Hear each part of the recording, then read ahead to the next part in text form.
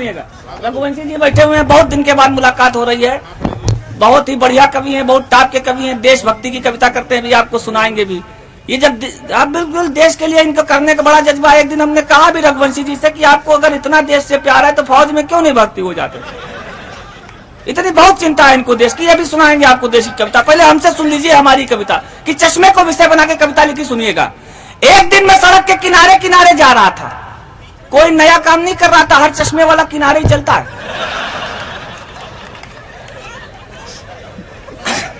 एक दिन मैं सड़क के किनारे किनारे जा रहा था, पीछे से एक रिक्शे वाला चिल्लाया, ए चश्मा मास्टर, ए चश्मुद्दीन, ए चश्मीश, ए चश्मबद्दू। मैंने सोचा ये निकलने का रास्ता बना रहा है या मेरे पर्यायवाची बता रहा है। मैंने सोचा ये निकलने का रास्ता बना रहा है या मेरे पर्यायवाची बता रहा है। रिक्शे वाला चला गया दूर, बहुत दूर, लेकिन चश्मे के विषय में हमें सोचने पे कर गया मजबूर। लेकिन चश्मे के विषय में हमें सोचने पे कर गया मजबूर। चश्मा मेरी शादी में भी बाधा है, चश्मा मेरी शादी में भी बाधा है। इसकी वजह से मेरा गृहस्थ जीवन आधा है, क्योंकि जब चश्मा लगाते हैं तो वो हमें देखती नहीं। जब चश्मा लगाते हैं तो वो हमें देखती नहीं, जब नहीं लगाते हैं तो दिखती नहीं।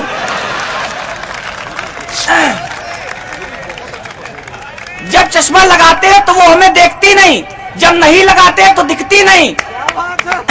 तमाम मिन्नतों के अब समझ में आई। विनय वाजपेयी जी क्या समझ, असल में क्या होता, कभी कभी बहुत देर में समझ में आती बात। एक दिन एक चिड़ियाघर गए तो एक गधा हंस रहा था। तुमने कहा भाई साहब सारे जानवर नहीं हंस रहे, यही क्यों हंस रहा? बोले कल जो है यहाँ एक चुटकुले की प्रतियोगिता हुई थी, इसकी अब समझ में आया। यही स्थिति है। सुनिएगा दादा। हाँ, स्वागत है, स्वागत। दादा इसलिए कह देते कि हमसे शरीर में थोड़ा जोरदार हैं, फिजिकली तो हम इनसे जीत नहीं सकते, और पुलिस में भी हैं, और पुलिस के विषय में भी हमने कहा भी। हालांकि हमारे पास आज 100 का नोट है।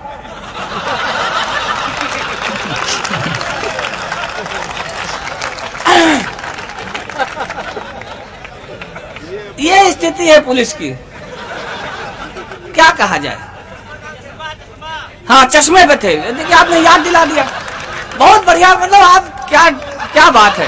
भाई साहब के लिए जोरदार ताली बजा दीजिए। बहुत मतलब इतने बढ़िया श्रोता, कसम से रघुवंशी जी आप लखनऊ के बहुत टाप के। कुछ दिन के बाद ये होगा कि दिल्ली से बुला लीजिए दिनेश रघुवंशी जी को, लखनऊ से प्रकाश खेतान जी को, अशोक झंझटी जी को, फैजाबाद से हमारे दादा बैठे हुए हैं, इनको बुला लीजिए, और KGMC से 25 श्रोता बुला लीजिए, कवि सम्मेलन हिट। बहुत टाप के आप श्रोता हैं, मंच से चाहेंगे कि इनके लिए ताली बजा दीजिए आप लोग भी।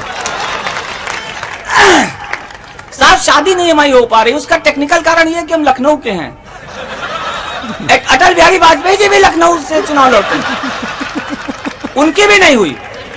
लेकिन हम में और उनमें अंतर ये है, बहुत बेसिक अंतर बताने जा रहा हूं, कि उनकी हुई नहीं है, हमने की नहीं है। तो सुनिएगा, जब चश्मा लगाते हैं तो वो हमें देखती नहीं, जब नहीं लगाते हैं तो दिखती नहीं। तमाम मिन्नतों के बाद राम लोटन मेरे लिए एक शादी का रिश्ता लाया, ऐसा नहीं कि कोई नहीं आया। तमाम मिन्नतों के बाद राम लोटन मेरे लिए एक शादी का रिश्ता लाया। बात बनते बनते बिगड़ गई, होने वाले ससुर की आंख चश्मे पे गड़ गई। होने वाले ससुर की आंख चश्मे पे गड़ गई। बोले बेटा जब बारात में आना तो ये चश्मा ना लगाना।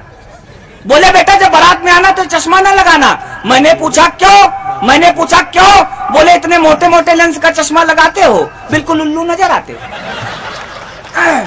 बोले इतने मोटे मोटे लेंस का चश्मा लगाते हो, बिल्कुल उल्लू नजर आते हो। हमने कहा जब हम चश्मा नहीं लगाते हैं हमें आप उल्लू नजर आते हैं।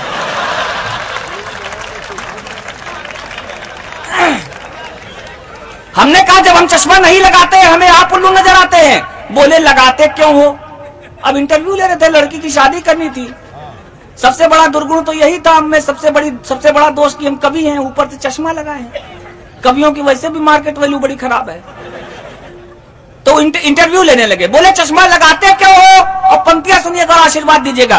बोले चश्मा लगाते क्यों हो? मैंने कहा बिना चश्मे के आकाशवाणी रहता हूं। मैंने कहा बिना चश्मे के आकाशवाणी रहता हूँ, चश्मा लगाता हूँ दूरदर्शन हो जाता हूँ। मैंने कहा बिना चश्मे के आकाशवाणी रहता हूँ, चश्मा लगाता हूँ दूरदर्शन हो जाता हूँ। बोले उतारते कब हो? अब पीछे ही पड़ गए वो।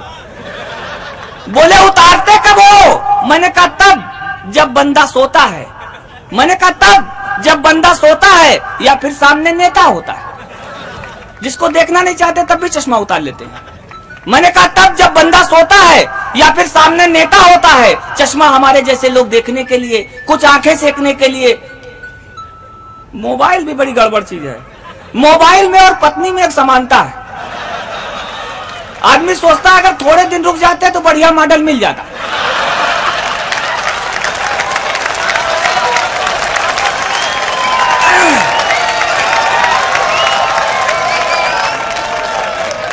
रोज तो नए नए मॉडल आ रहे हैं। हम बहुत बढ़िया कवि, कसम से बहुत टाप के कवि हैं। असल में क्या है कि सोनी बैंड की तरह बज के आ रहे। तीसरा कवि सम्मेलन आज की तारीख का है ये। तो क्या करें, शादी करके कर भी सुनिएगा साहब। अब वो इंटरव्यू ले रहे थे, ससुर जी बड़ा परेशान किए थे, चश्मा बहुत दिक्कत करता है हमें। सुनिएगा, बोले उतारते कब हो? मैंने कहा तब जब बंदा सोता है या फिर सामने नेता होता है। चश्मा हमारे जैसे लोग देखने के लिए, कुछ आंखें सेकने के लिए, कुछ धूप से आंखें न सिके इसलिए, कुछ पता नहीं किस लिए लगाते हैं। आपने देखा होगा कुछ लोग सर में चश्मा लगा लेते हैं, बालों में, पता नहीं वहां से कैसे देखते हैं।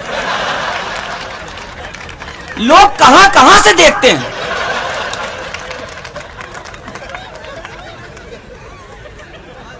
चश्मा हमारे जैसे लोग देखने के लिए, कुछ आंखें सेकने के लिए, कुछ धूप से आंखें न सिके इसलिए, कुछ पता नहीं किस लिए लगाते हैं। आप मजाक उड़ाते हैं। चश्मे का ऐतिहासिक महत्व है।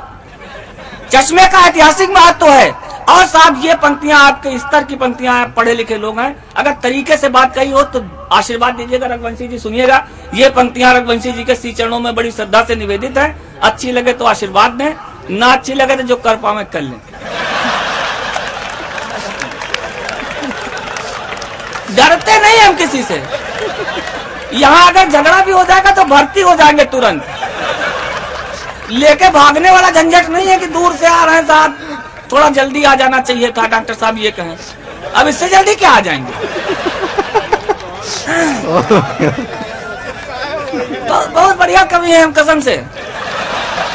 बहुत टाइप। इतने क्यों मंगवा लिए आपने, जब आपके शहर में इतना बढ़िया कवि था, ये बाहर से मंगवाने की क्या जरूरत थी।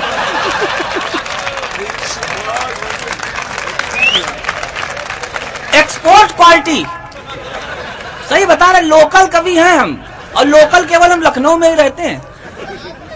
बहुत टाप के कवि। सुनिएगा, आप भी बहुत टाप के श्रोता हैं। भूल गए हम। हाँ, पंक्तियां सुनिएगा साहब, आपके स्तर की पंक्तियां, पढ़े लिखे लोग बैठे हैं। बहुत जिस वजह से कविता लिखी वो पंक्तियां आपके चरणों में दे रहे हैं। अब कहिए जब इसी वजह से पंक्तियां लिखी थी तो ये पंक्तियां पहले सुना देते। इतना लंबा, इतनी लंबी कविता क्यों झिलाई? असल में वो डमरू बजा रहे थे, तभी मंजन बेच पाता है मदारी, जब बहुत देर तक डमरू बजाता, जादू दिखाता है। अब पंक्तियां सुनिएगा, आपके स्तर के पढ़े लिखे लोगों की पंक्तियां सुनिएगा साहब। चश्मा हमारे जैसे लोग देख, घसीट के लाना पड़ेगा पीछे से, क्योंकि एकदम से आगे नहीं कह सकते। कोई आपसे पूछे 19 अठे, आप नहीं बता पाएंगे। खींच के लाएंगे 19 सिक्का 19, 19 दुना 38, 19 तब 19 अठे। बहुत बढ़िया भाई, बहुत बढ़िया। बहुत टाइप के कवि हैं। सुनिएगा पंक्तियां, सुनिएगा, बहुत बढ़िया पंक्तियां आ रही हैं आपके चरणों में। सुनिएगा, चश्मे के माध्यम से अगर व्यंग कहने का प्रयास किया हो तो आशीर्वाद दीजिएगा। मैंने कहा चश्मे का ऐतिहासिक महत्व है। चश्मा हमें समाज की उस विसंगति से अवगत कराता है। चश्मा हमें समाज की उस विसंगति से अवगत कराता है। यहाँ शोषण तो नाक का होता है, मजा आंखों को आता है। चश्मा हमें समाज की उस विसंगति से अवगत कराता है। यहाँ शोषण तो नाक का होता है, मजा आंखों को आता है। और मैंने कहा ससुर जी एक बात और बता दूं जो बिल्कुल सच है, चश्मा आंख का कवच है। चश्मा आंख का कवच है, वरना इस प्रदूषित युग में आप कैसे रह पाएंगे। भारतीय पिंटनों की करतूतें नंगी आंखों से नहीं सह पाएंगे, नंगी आंखों से नहीं सह